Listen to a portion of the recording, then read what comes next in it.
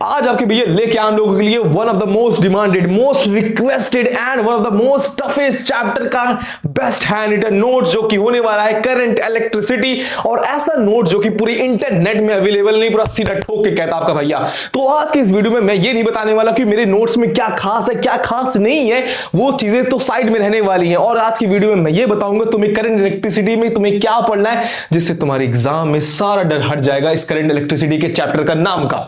तो इस वीडियो में तुम्हें अपने भैया पर सिर्फ ये कुछ मिनट भरोसा करना है जिससे तुम्हारे आज के भैया सारा डाउट हटा देंगे आपके करंट इलेक्ट्रिसिटी का। सिर्फ कुछ मिनट, कुछ भरोसा सिर्फ अपने भैया पर, ये दे दो तुम वक्त थोड़ा सा अपना।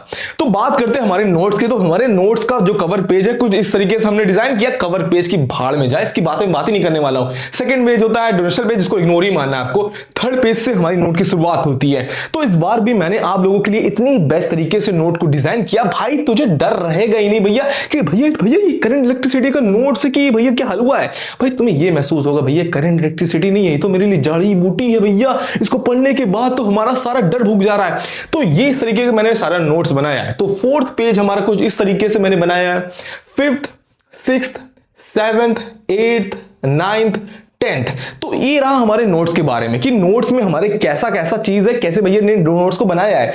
तो यहां से बात खत्म होती है नोट्स की। अब मैं बात करने वाला हूं तुम्हें इस करंट इलेक्ट्रिसिटी चैप्टर में तुम्हें कौन सा टॉपिक पढ़ना है, कौन सा टॉपिक नहीं पढ़ना है। क्योंकि मैंने सारे इसी चैप्टर का एनालाइज किया कि सबसे ज्यादा क्वेश्चन किस टॉपिक से एग्जाम में पूछा गया है और कौन से टॉपिक से क्वेश्चन पूछा ही नहीं जाता है। आज की इसी वीडियो में मैं तुम्हें बताऊंगा। तो जिस बच्चे ने चैनल को सब्सक्राइब नहीं किया, पहले जाके चैनल को सब्सक्राइब करना, क्योंकि your one subscribe motivate me more than anything. So go and subscribe my channel. तो बात करते हैं तुम्हें इस चैप्टर में क्या क्या चीजें पढ़ना है। सबसे पहले जो हर साल क्वेश्चन रिपीट किया गया है, जैसे कि 2023 में पूछा गया, 2024 में भी पूछा गया है, स्पेसिफिक रेजिस्टेंस को लेकर, वो तुम्हें भाई इसको पढ़ डालना, चार्ट डालना भैया, तुम्हें इसको छोड़ना ही नहीं है कर स्पेसिफिक रेजिस्टेंस को।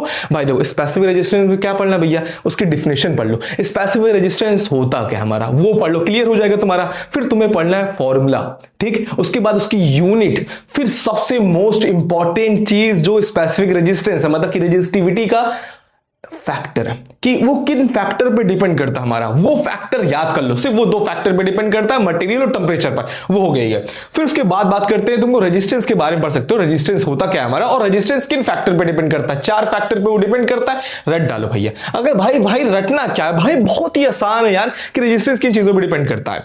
और उससे पहले जो पेज था हमारा इंट्रोडक्शन का, जो कुछ 1-2-3 पेज है ना, उसमें ज्यादा क्वेश्चन नहीं पूछा गया हमारे।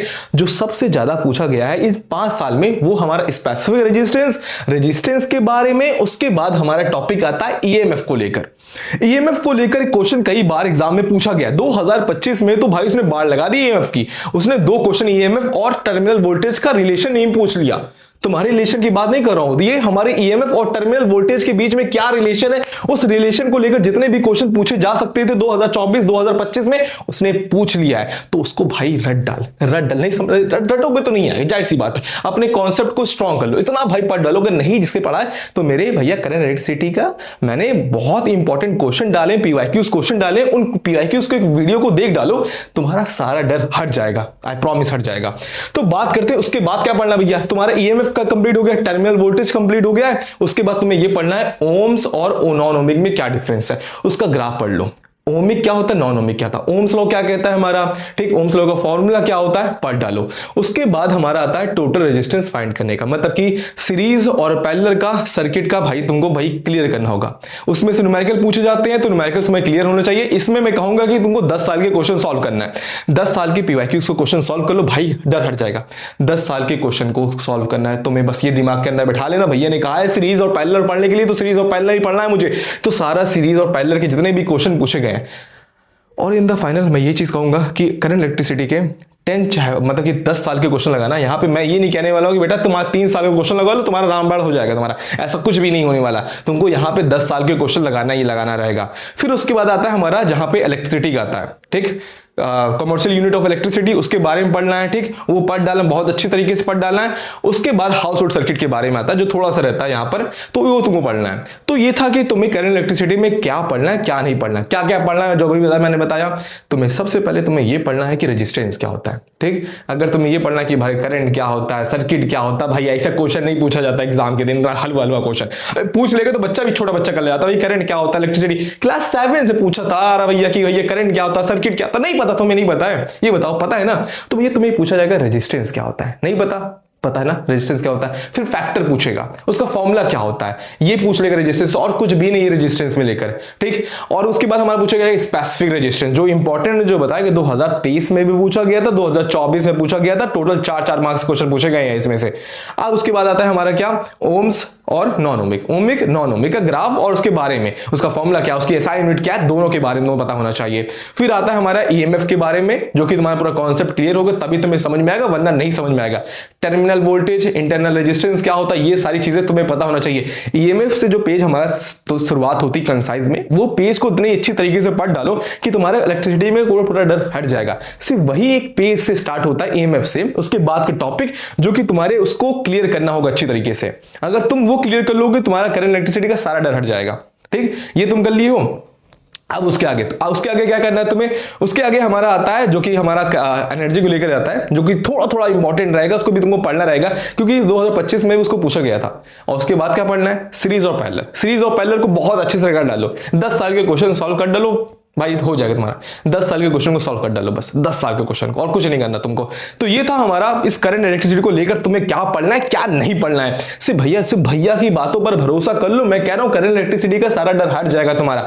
अब बात करते हैं कि ये नोट्स हमें कहां से मिलने वाली। ये नोट्स तुम्हें मिलेगी हमारे टेलीग्राम चैनल पर। वो टेलीग्राम चैनल कहां भैया, इस वीडियो के डिस्क्रिप्शन पे हमारे टेलीग्राम चैनल का लिंक दिया गया है, उस लिंक को तुमको क्लिक करना, वो लिंक तुम्हें पहुंचा देगी हमारे टेलीग्राम चैनल पर, जहां पे उसे आप पा सकते हैं। तो ये था हमारा करंट इलेक्ट्रिसिटी के बारे में। और एक बात कहूंगा कि इस वीडियो को अपने सभी दोस्तों तक पहुंचा दो, क्योंकि यार बहुत ही कम वक्त बचा है, लगभग टोटल 25 डेज में क्या कहूं, 20 ही दिन बचा है। 9 मार्च को तुम्हारा एग्जाम है और मेरी जितनी तरफ से मेरी तो हो सके यार 10 दिन लग गए। आप ये भी होगा कि भैया आपने 10 दिन लगा दिया कि आपका नोट्स मतलब 10 दिन लग गए आने में, नहीं होगा बच्चों, क्योंकि अभी मैं कुछ कंटेंट पे फोकस कर रहा था तो इस वजह से काफी लेट हो गया था। तो अब ये नहीं होने वाला, मैं जल्दी नोट्स को अपलोड करूंगा, तुम्हारा एग्जाम भी पास आने वाला, और जितनी भी मेरी मेहनत होगी लगातार उसको मैं करूंगा अपनी तरफ से। सिर्फ तुमको क्या करना है, जैसे मैं मेहनत कर रहा हूं वैसे तुमको भी अपनी तरफ से मेहनत करना है, और अपने इस वीडियो को अपने सभी दोस्तों तक पहुंचा दो, क्योंकि मेरा मानना है ज्ञान बांटने से ज्ञान बढ़ता है। तो प्लीज शेयर दिस वीडियो और चैनल को सब्सक्राइब करना मत भूलना, अपने सभी दोस्तों तक पहुंचा देना, क्योंकि यार बहुत कम वक्त बचा है। तो प्लीज